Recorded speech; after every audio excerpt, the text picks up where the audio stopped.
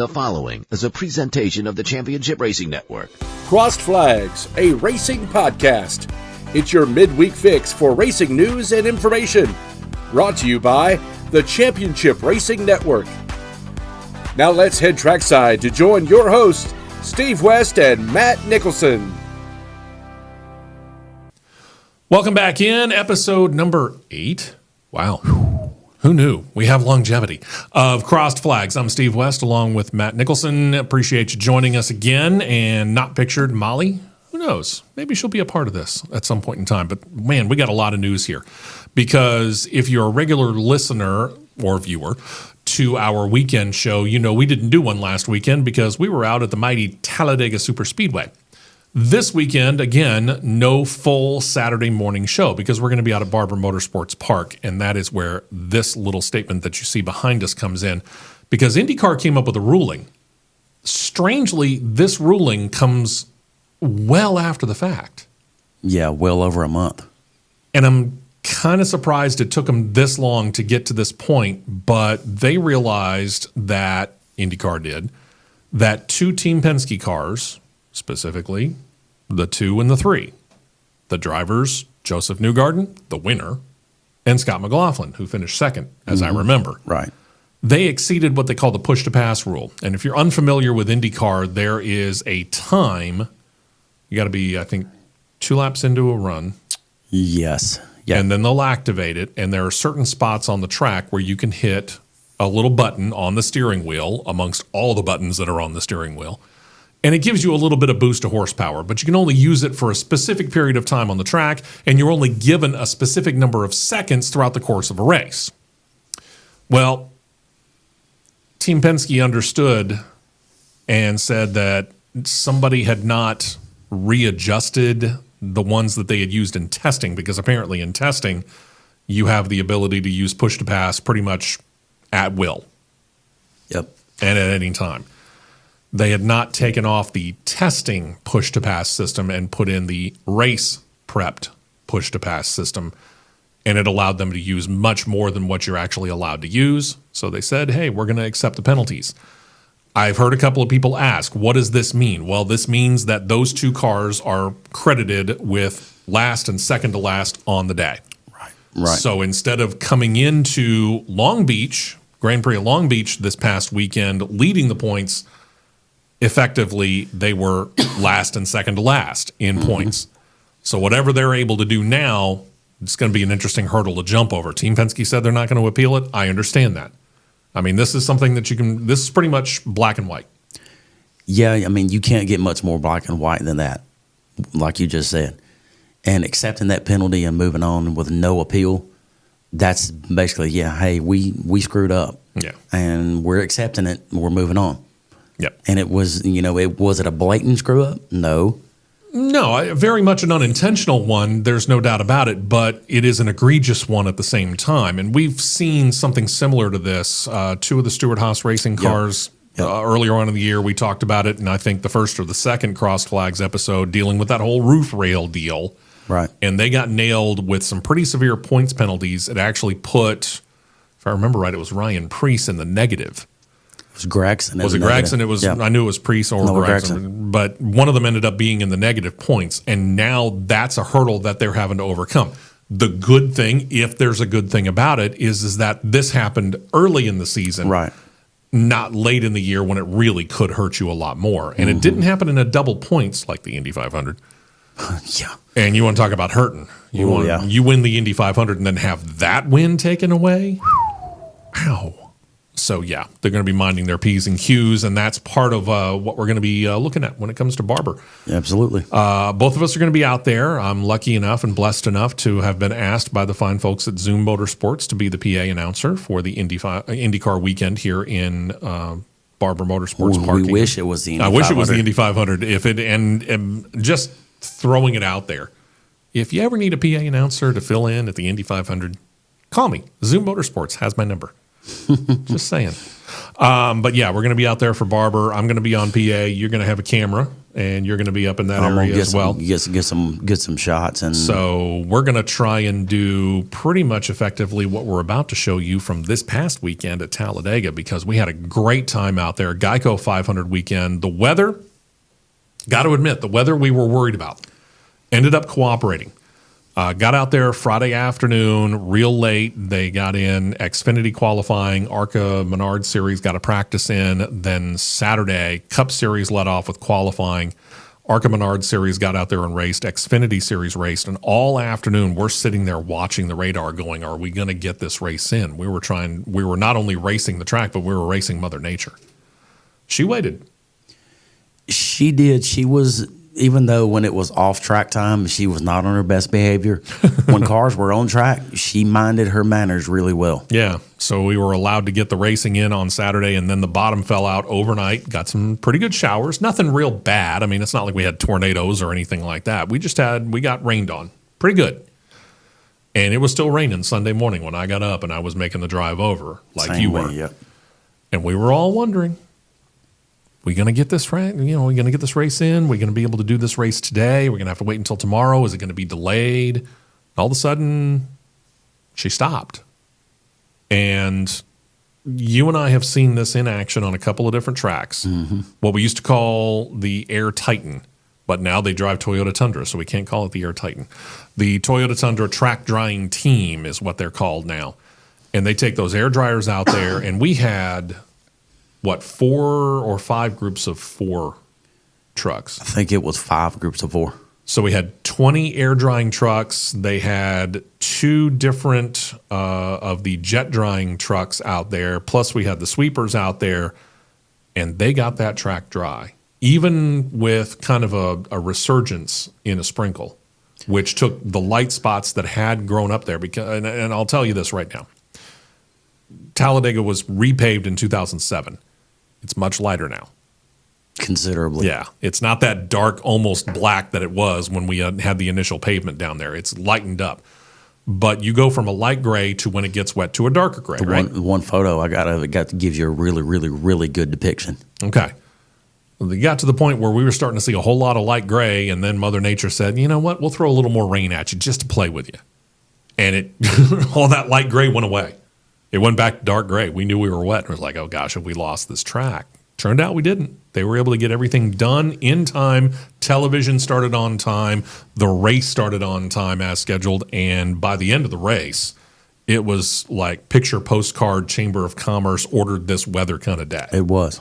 Really good weather. Really good. Really, really beautiful. So we're going to start throwing a few pictures at you here and having a little fun with explaining it. And Molly is going to be the person who's going to be starting off with a whole lot of pictures, a lot more pictures than what we have ever thrown her way.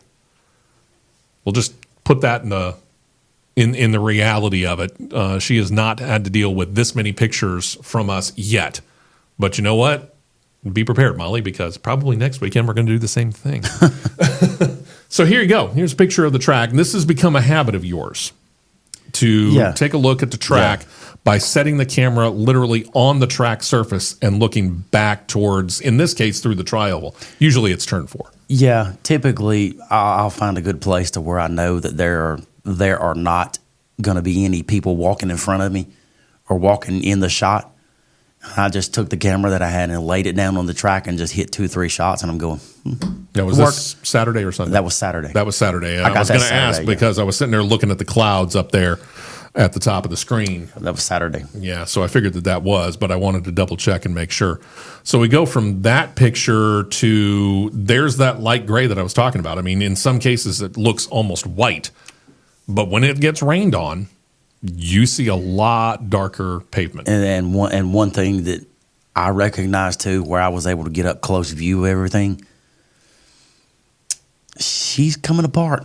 She's starting to separate a little bit. She's starting to see a little bit of age. She's aging. But the funny thing is, had the chance the weekend of the Wild Game Cook-Off that you were not able to be there, and that was what, 3 weeks? 3 weeks to a month, give or take? Something like that, yeah. Before the Geico 500 weekend.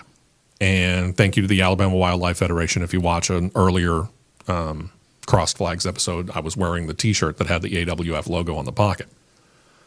And I had the chance to be taken out in one of the pace cars that was being used by the track for this weekend, specifically the Mustang. And I was able to notice on the track that the seams are showing up a lot more, which I'm sure you noticed. Oh, yeah. But something that you wouldn't really notice by just walking on the track very much unless you were a regular of walking along the track. Right. What had been a glass smooth track for many years after it had been repaved, starting to just get she's settling a little bit. Yeah, starting to get a little bit of bumpiness. Now, nothing ridiculously horrific. Okay, nothing to where you're going to, bounce and all of a sudden fly yourself into the wall. Right. But it's just a little bit. And it was shown in slow motion at one point in time on the Fox network when they were showing qualifying on Saturday morning. Mm-hmm. And I want to say it was the 4-car of Josh Berry. Right. That they were showing in slow motion coming through turns 3 and 4. And in slow motion, you could just see the car doing this, bouncing up and down, bouncing up and down. Yeah, that's what I'm talking about. That's one thing that I caught too when I went to the turn 3 photo tower and had an angle looking down the backstretch across where they put the new tunnel in and into turn 3. One thing that I did notice too, when you left that patch area where they put the tunnel in and reset the asphalt, yeah. It's settling outside of that, and it's a little bit bumpier before and after. But I will say this, from having taken that pace car ride, that transition from the old pavement on the Alabama Gang Superstretch to that new pavement over the new tunnel and back to the old pavement, still remarkably smooth. That's not a problem area. No, for the most part, yeah, it's still really smooth. So Talladega is holding up pretty well. I mean, again, it has been since 2007 when they repaved the track, so it's holding up quite well. I mean, we've seen a couple of tracks that they got repaved and they were coming up within 5-6 years. Yeah. Yep. Talladega is doing remarkably well. They are. All right, so that brings us to the racing on Sunday, and you having the photographer credentials, you had the ability to get a couple of really good shots. We're going to take you, if I remember the first picture here, we're going to take you fairly late into the race here. And there's a reason we wanted to show you this particular shot. Number one, it's very timely, the fact that you happen to be in the right place at the right time on this particular picture. This is a picture of the number 43 car during a crash. And it's timely for two things. Number one, we saw this move by the Toyota group, 7 Toyotas coming down on the pit lane, and they all gassed up with about 30 laps, give or take, to go. And they come out, and they're all still in that pack, and we're like, man, they've set themselves up. Yeah, they were setting themselves up. They were honestly, they were in position to where they could force everybody's hand to not ride on this half to 3/4 to 1/4 to whatever level and percentage of the throttle you were trying to run at to save fuel. Yeah. They were forcing their hand. And we'll get back to the fuel run situation here in just a couple of minutes. But a fuel run at Talladega's at full speed, about 40 to 43 laps. Roughly. Ish. But we've been watching these guys kind of soft pedal these cars to try and not use as much fuel. Well, these guys come down, they got 30 laps left to go on a fuel run. They don't have to sit there and soft pedal it. They can hammer down and go 100%. And that is going to force everybody else's hand. Right. Because I noticed something during the second stage when Chase Briscoe had to come in early.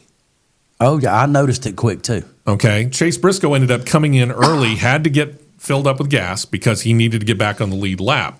Well, he did that by staying out during the stage 1, going into stage 2 caution.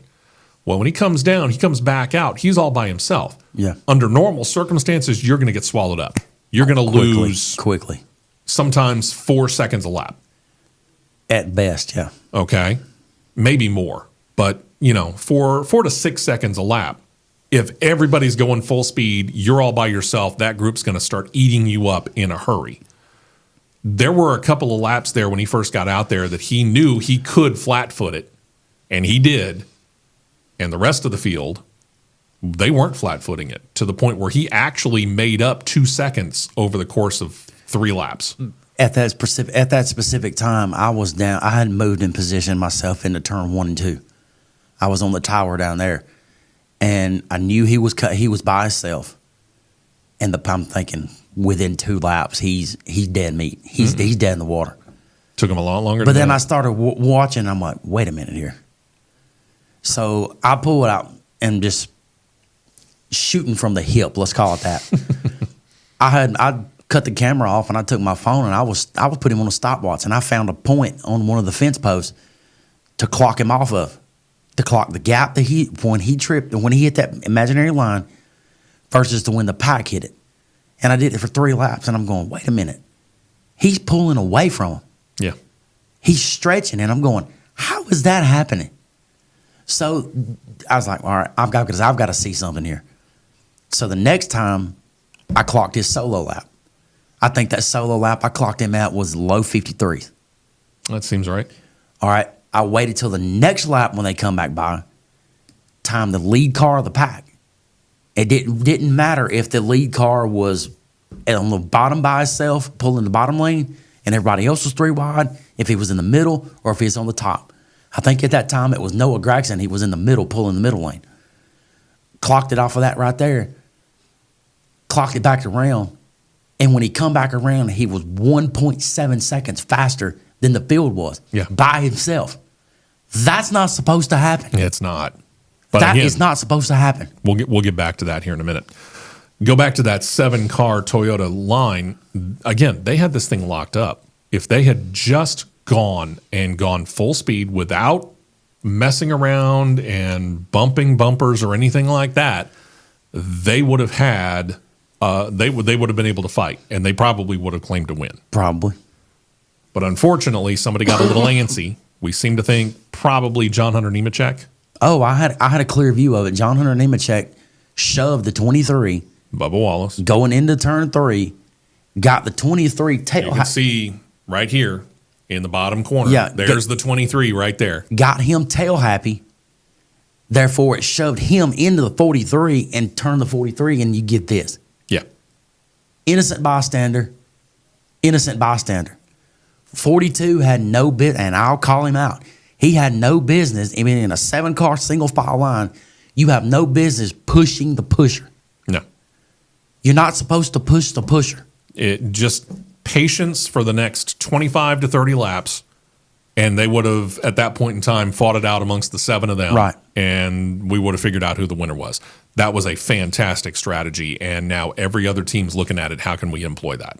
Yeah. Because NASCAR is nothing if not a copycat game. Yeah.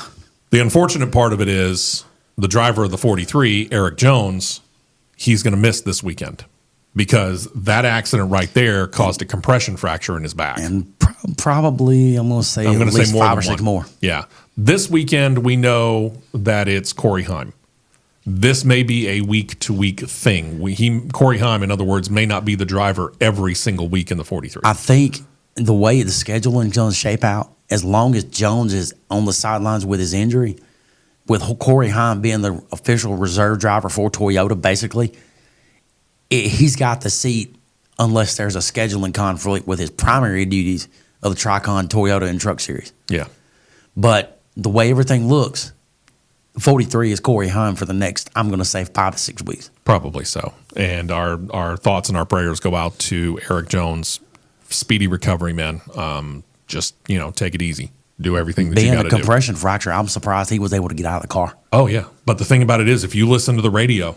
Oh, yeah. I heard right it. after the fact, as soon as he hit the wall, he said, I don't know if I'm all right or not. Yeah, it's my back. I need help.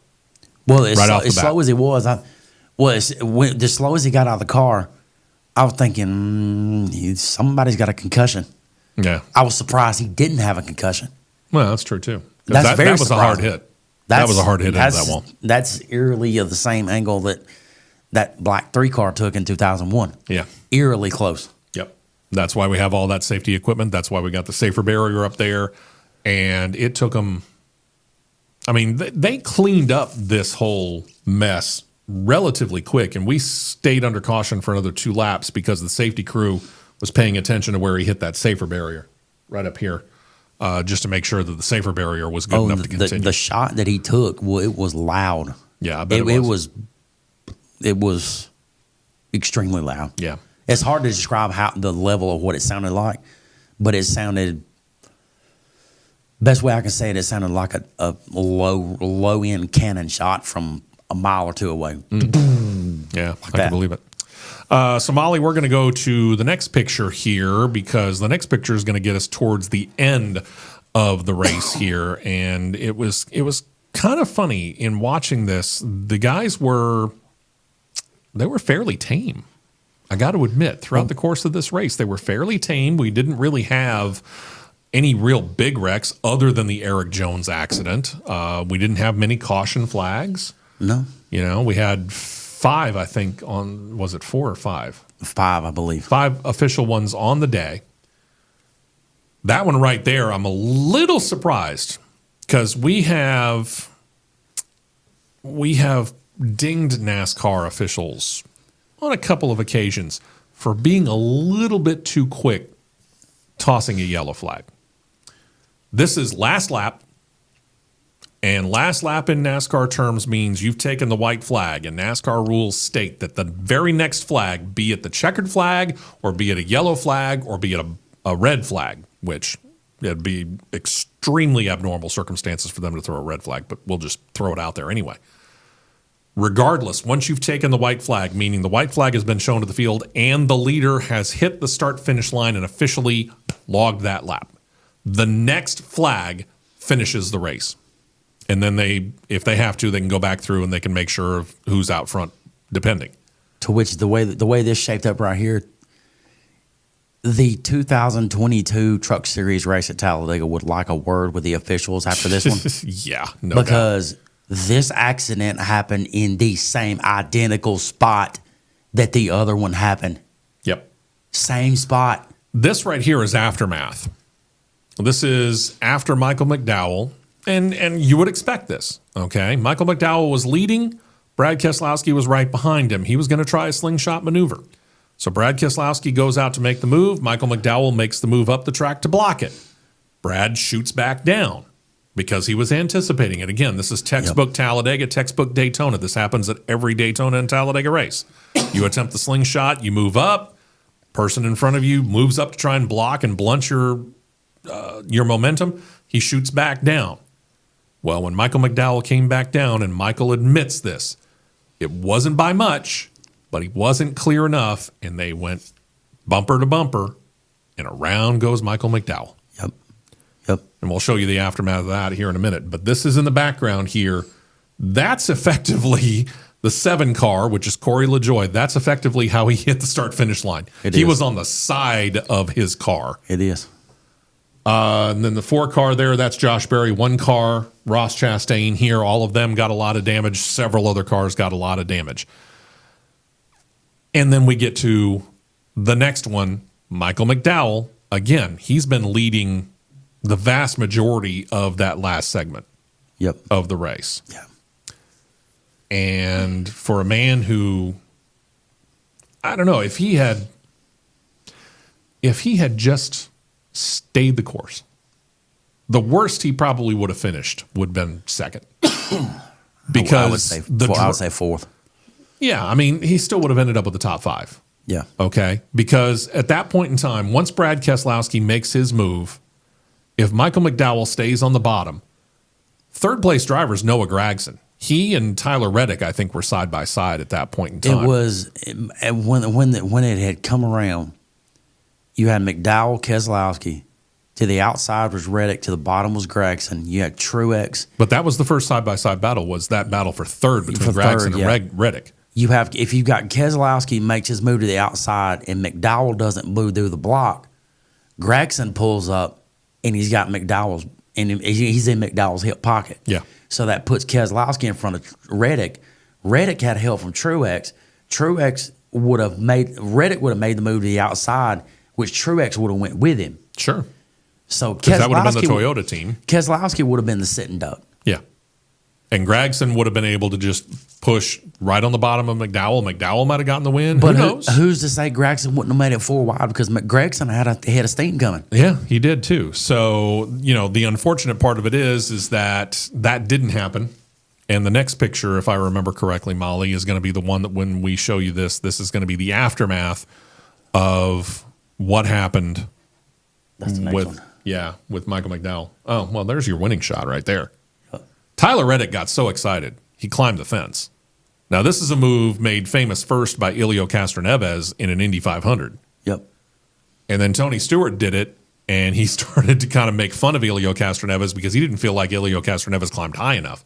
Now this has become kind of a one of the celebration moves of climbing the fence. Tyler Reddick ends up with the win there. Yep. And in a very popular win. And I'll say very popular win because turned out that the best basketball player of all time, who is a co-owner of 2311 Racing, the team he races for, notice the logo on the leg says Jordan. The logo on the back is that Jumpman logo. That was what was on the car. Michael Jordan was at the track at Talladega.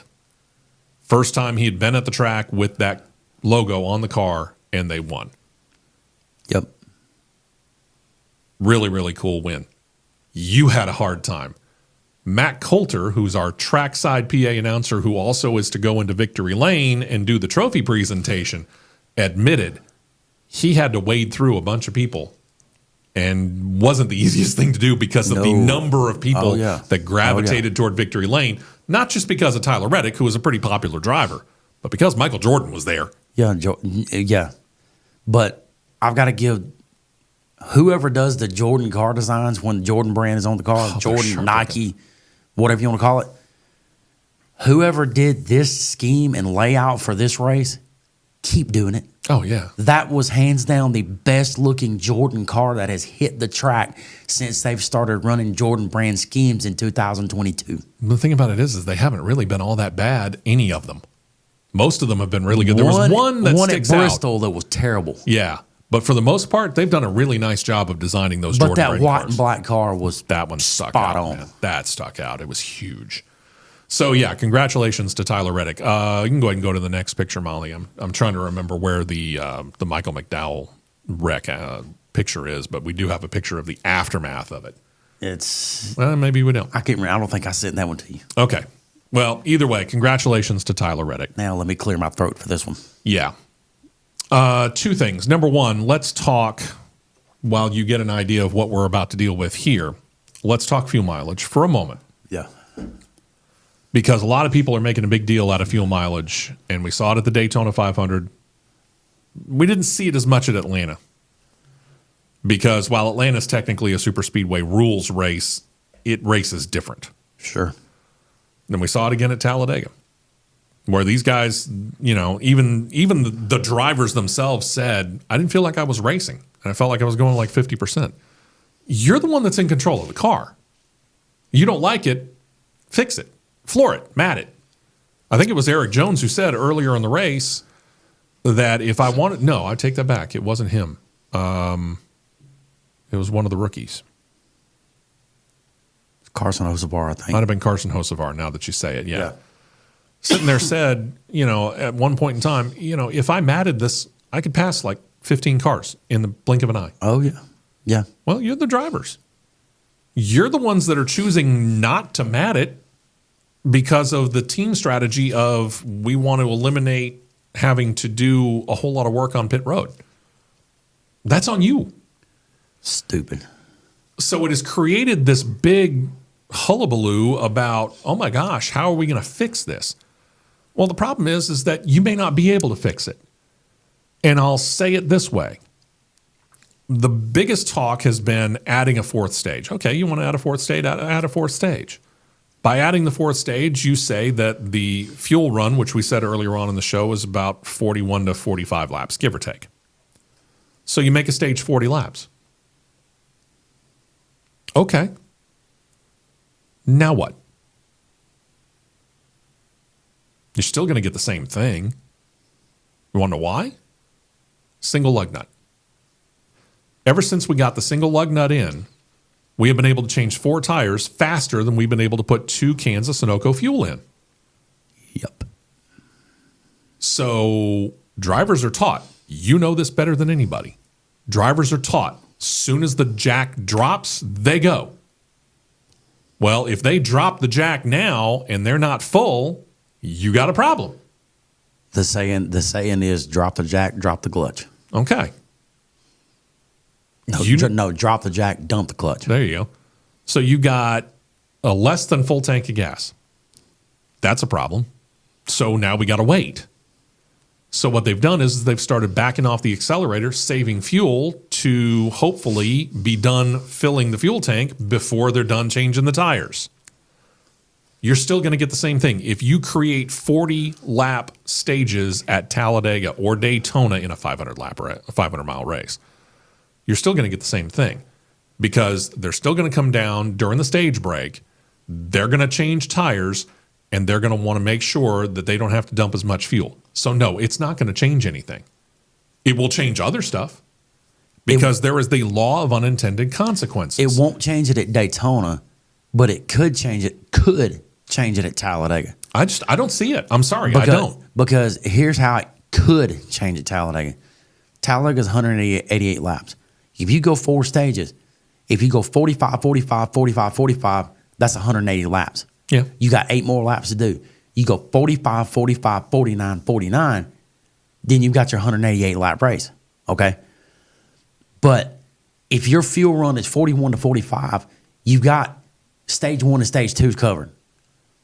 You're still going to have to either A, hope for a caution, or B, you're going to have to ride half throttle for 10 laps in each stage to save those 4 laps worth. So that brings us back to that law of unintended consequences. They came out and said, let's change from 5 lug nut rims to a single lug nut rim. Here's the law of unintended consequences. NASCAR, by mandating the single lug nut wheel, has created Daytona and Talladega to be fuel mileage races. Yep. The only thing that they're going to be able to do is change the one rule that states go 100% all the time. Enforce that rule. But here's the thing. Enforcing that rule will have unintended consequences later on down the line. It would, because riding 3 wide, or even 2 wide, or in some cases 4 wide, at half throttle, that is, how would you word that? That is a false perception. You're thinking everybody in the stands, I'm going to say all 90,000 people that was at the stands, which we know was less. Give or take. Give or take was 90, because I think it's permanent seating is 78. Let's just say 90. 90,000 people that was there. That false perception they're creating. Oh, they're out there racing like crazy. They're going after it. They're doing this. They're doing that. Oh, this is a crazy race. It looked great, too, because at the end of the race, 24 different leaders, 73 lead changes. But you look at the stopwatch and you're going, they're slow. I could take an ARCA car and outrun what they're running right now. They're slow. That's a little bit slow. Yeah. But, and again, he's the resident driver of the show. But I've come to the point where I've understood there's that unwritten rule in NASCAR that says you don't read the rule book for what is in there. You read the rule book for what isn't. Not in it. You're playing around in the edges. And these guys, there's a reason why NASCAR is not a solo thing. If it was just a solo thing, Talladega would be a 40-lap race. Free for all. Okay? It'd be a sprint. This is a team sport, much more than you realize. And that team sport means that the driver at a Talladega is relying on his crew chief, all the people in the pit crew, and the spotter. It's all a big team. And there are 37 other drivers that started that race on Sunday. Yep. And they all have that team, and they're all playing the long game. They're going, okay, to get to lap 188, to get to mile 500, how can we set ourselves up to be in the best position to win this race? And they're all strategizing. And they're all playing it backwards, and they're all realizing that the less time we spend on pit road by filling up a gas can or a gas tank, the better off we are. Yep. You're going to change a rule. You're going to change this rule or that rule, and it's going to affect things further on down the line because all it's going to take is one opportunity for them to adapt to it, and boom, suddenly everything changes. It is. Yep. You're right.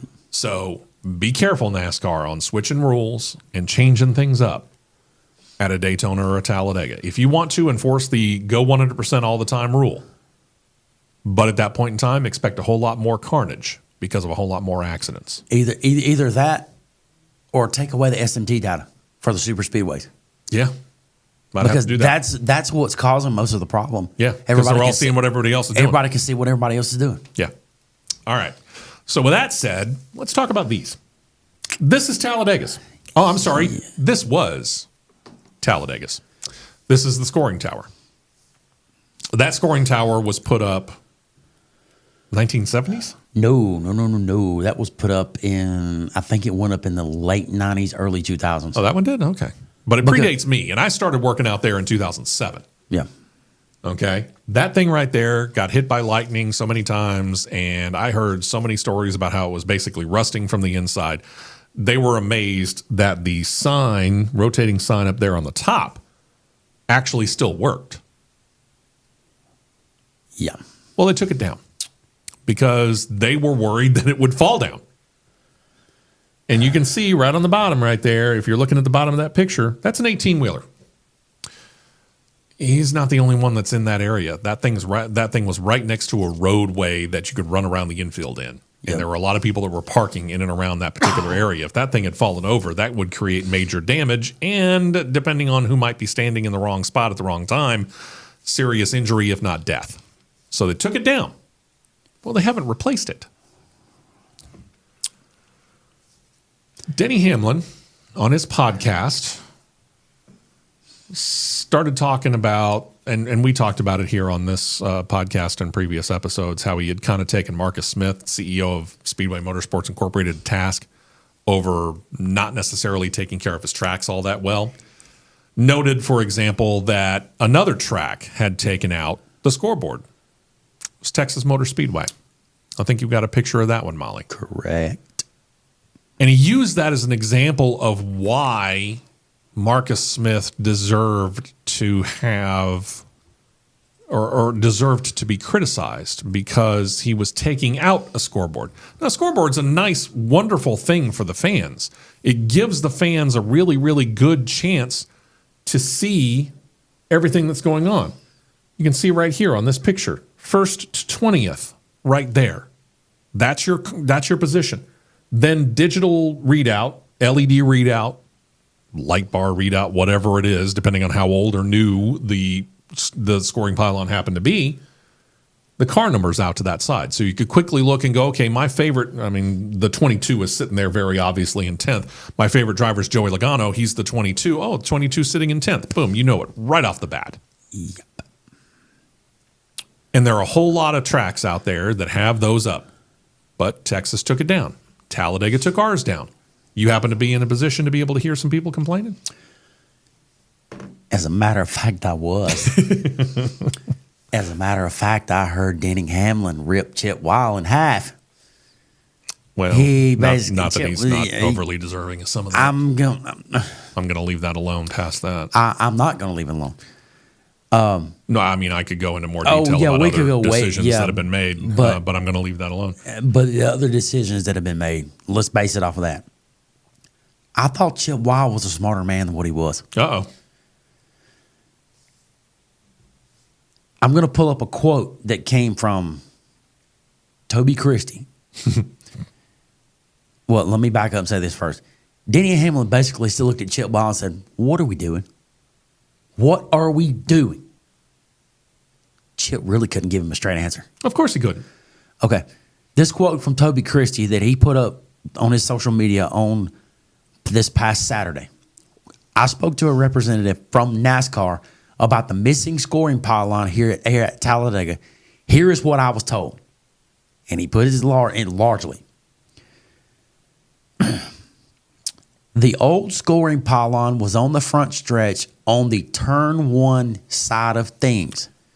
He's thinking of Texas. He's looking at Texas. Talladega's very much in the infield, very much around a whole lot of the fans. Which made it hard for many spots of people around the track to see. No.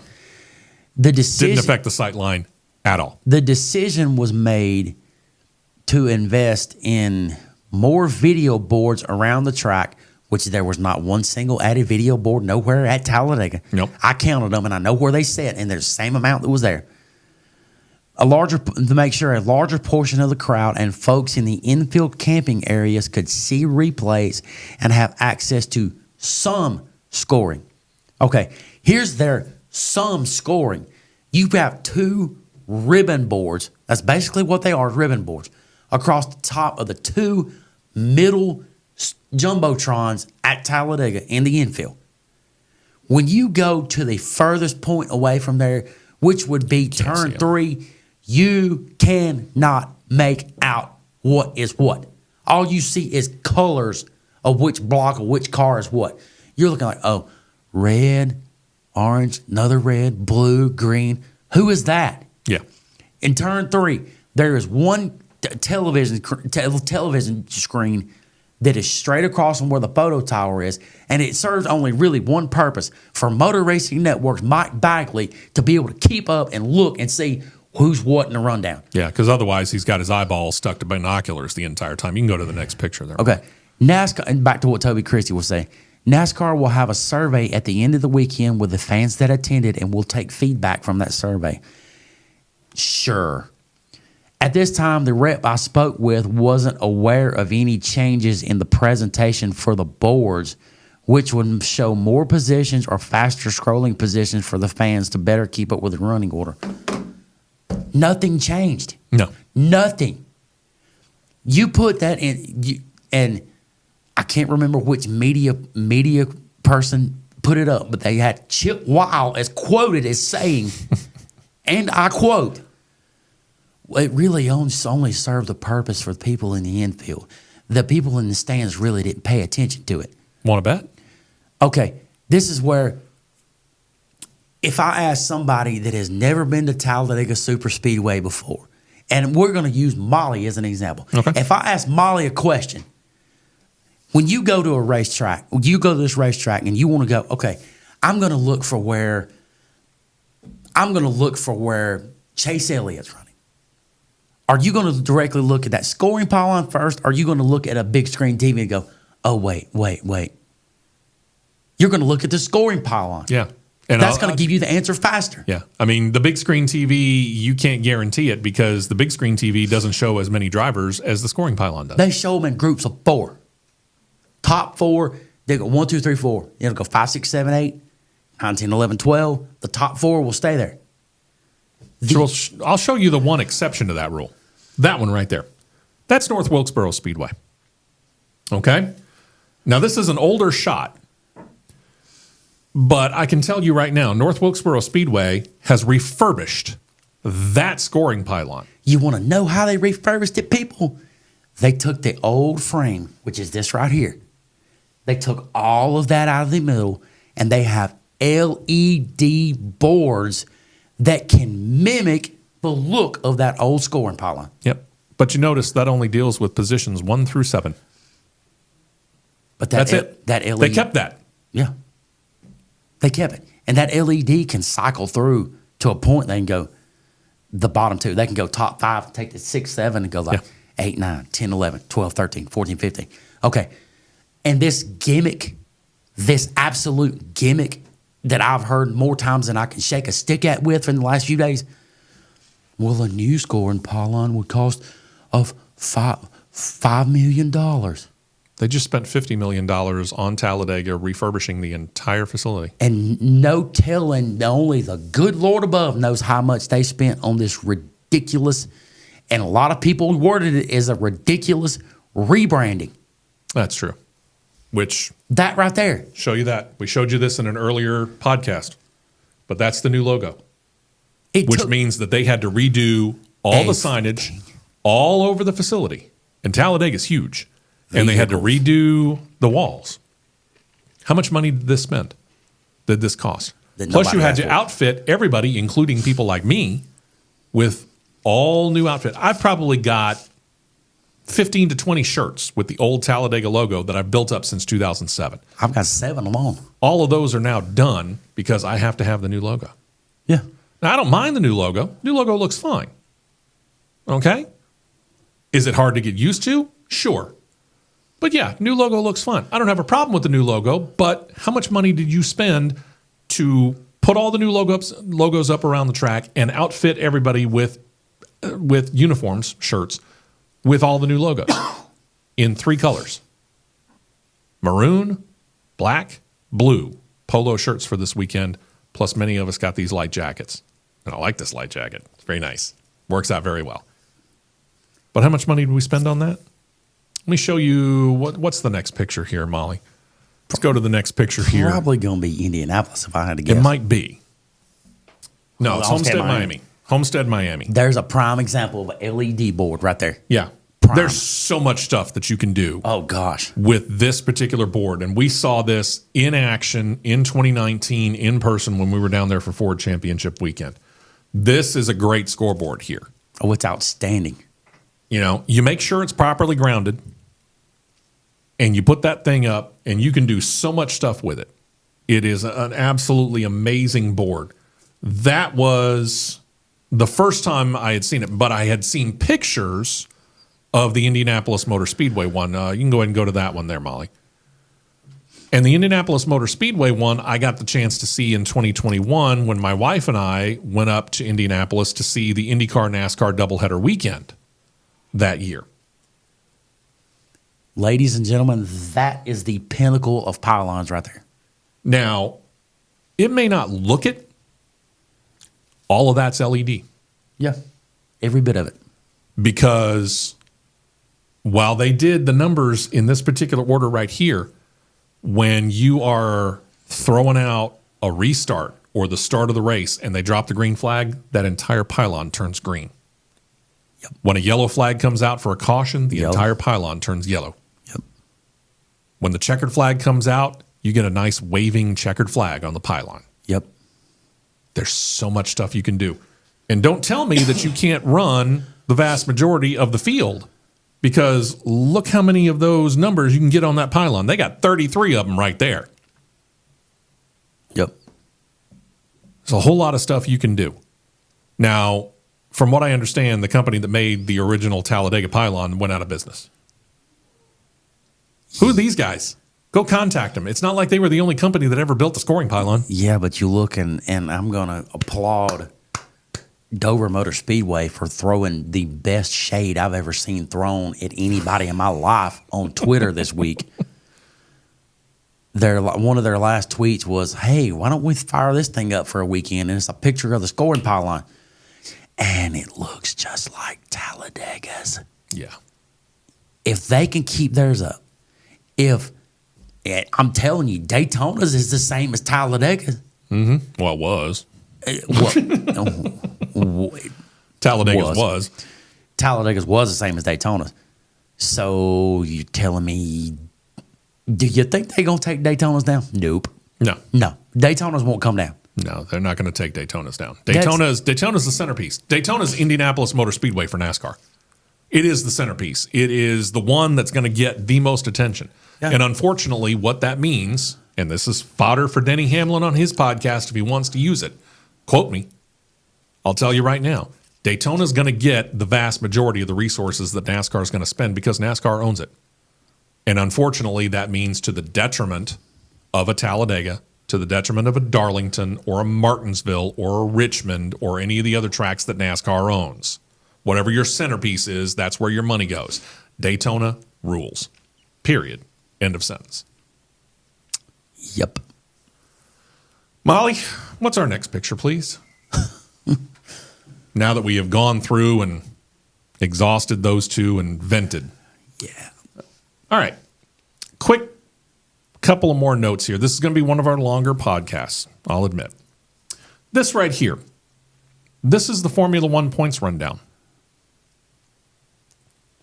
Now you know. 20 cars, only the top 10 get championship points. First place 25 down to 1 point for 10th place. It's different from NASCAR. It's different from IndyCar. You get points all the way down the field. Yep. 38 cars started at Talladega. First place got 38 points, not including stage points. Okay? Not including the stage points. First place got 38 points. 38th place, 1 point. Same thing in IndyCar. First place, 27 points. Last place, 1 point. This was instituted about 15 years ago. Right. Before that, it was the top 8 positions that got points. Right. But then again, the fields were not necessarily as big. You were fluctuating a lot because there were a lot of teams that were coming and going because financially they were having problems. So only the top 8 positions got points. Then they decided to expand it out to 10. Well, now they feel solid enough to not necessarily expand out to an 11th team and 22 cars, but maybe we'll expand out the points. And we'll give the top 12 points. So everything down to 7th place would stay the same. 8th place would get 5 points, 9th place 4, 10th 3, 11th 2, 12th 1. Tell me, why does this make sense when you have traditionally done half or less of the field getting points? Why does this make sense if you're not setting the stage for an Andretti Global to come in and create that 11th team and 22 cars? How in the world does it make sense that you would switch up the point system then? To borrow a line from the legendary comedian Bill Engvall, here's your sign. Here's your sign. Andretti's coming. Yeah. It's probably already a done deal. Formula One, you might as well just admit it. Sooner or later, Andretti is going to set up, because right now they're outmaneuvering you, Formula One. Andretti Global has already opened up their shop in Silverstone, England, and said, we plan to enter cars into the Formula Feeder Series, Formula 3, Formula 2, because they want to develop drivers over the course of time because they want to be there for the long haul.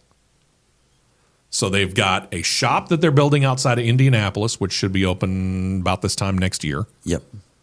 They've built a shop and have staffed the shop in England where the F1 team will kind of base everything out of. They'll build the cars in Indianapolis, but the race team itself will be based out of England like 7 out of the 10 F1 teams currently are. Right. They're going to have an F2 and an F3 team. They're bringing in the one automotive company that they previously have never been able to get in Formula One. General Motors. Still one of the biggest car companies on the planet. Toyota, the Volkswagen Auto Group, General Motors. They're fighting 1, 2, and 3 for the most sales all around the world. And yet Formula One's going to sit there and hem and haw. But then you're going to talk about changing the point system up to allow the top 12 to get points? No. You might as well go ahead and announce and say, you know what, Andretti Global, you've outsmarted us every move. Come on. Bring it on. Yep. Might as well. I mean, because they pushed all their chips all in every single time. Sure. Whether it be a bluff or whether it be a straight up, I've got the better hand than you got. They pushed all their chips all in every time. And F1's chip pile is really, really, really small. It is really, really small. So, and I've got news for you there, Formula One. I've had a peek at what Andretti Global's got in their hand right now for that final hand. It looks an awful lot like a Royal Flush. Yep. One more picture to show you here, because this came out over the weekend. Really, really cool stuff. Ray Evernham and Tony Stewart got together, 3-4 years ago? Yep. 4 years ago, I guess. Mm-hmm. Decided to kick up something called the Superstar Racing Experience. And they had this idea that they were going to get some retired drivers, maybe occasionally get a current driver from IndyCar, NASCAR, NHRA, whatever they could find. And retired drivers, like I said, from all around the world. For a while there, they had Mark Webber from Formula One set up to come in. But he unfortunately couldn't do it, as it turned out. But it created a neat little weekly series in the middle of the year, 6 weeks, where you went to short tracks around the country and you put on a really, really neat show. And you and I had the chance to go see the one at Nashville Fairgrounds in year number 2 of SRX. That place was packed out. Oh, it was sold huge. out that night. Huge. And pretty much every time they went to a track, SRX sold out.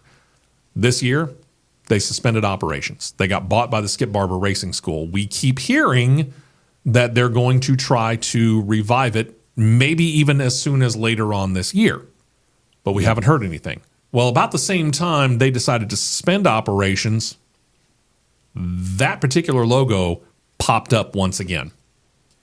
the old International Race of Champions, also known as IROC. This was a series that ran from 1975, I think it was, to 2006. And first year, they ran Porsche 911s, which that would have been a cool little thing to ride.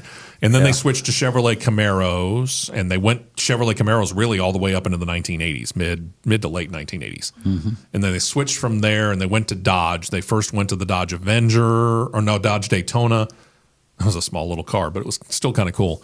And then to the Dodge Avenger, and then they went back to General Motors, and they used Pontiac Firebird Trans Ams until the very end.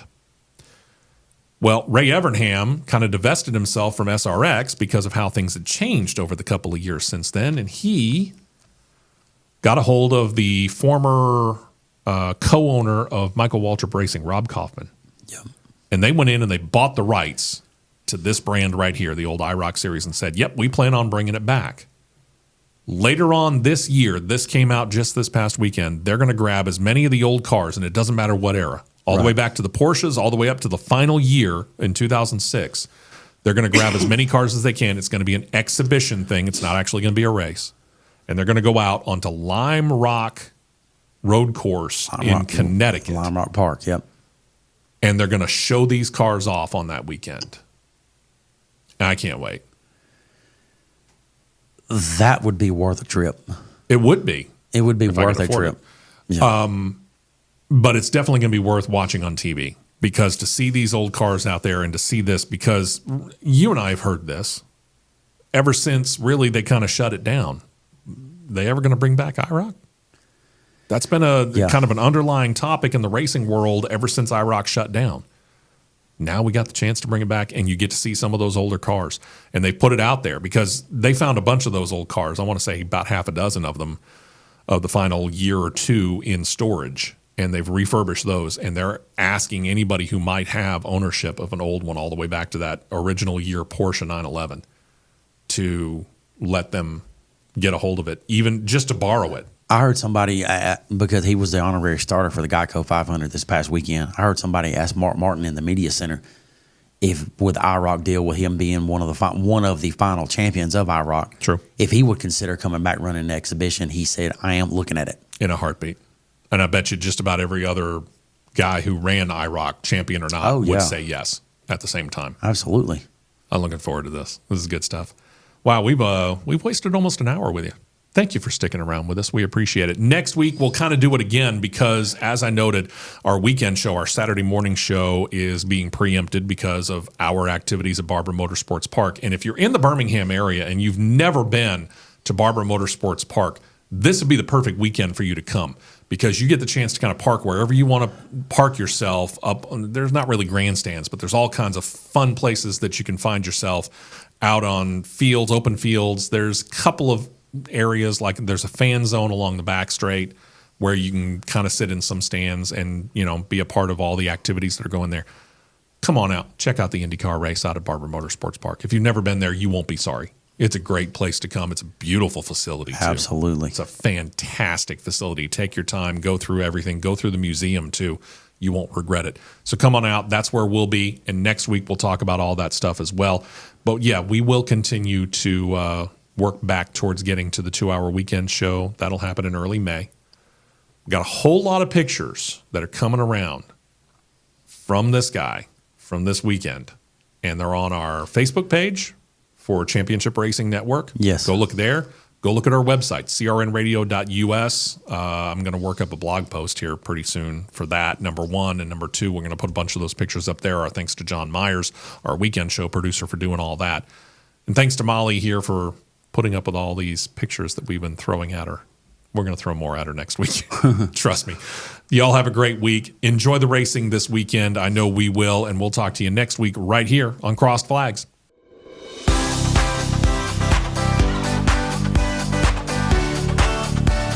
You've been listening to Crossed Flags, a racing podcast. For more content like this, subscribe to CRN Live on YouTube, and you'll be set to catch the 2-hour live show every Saturday morning at 9 Eastern, 8 Central.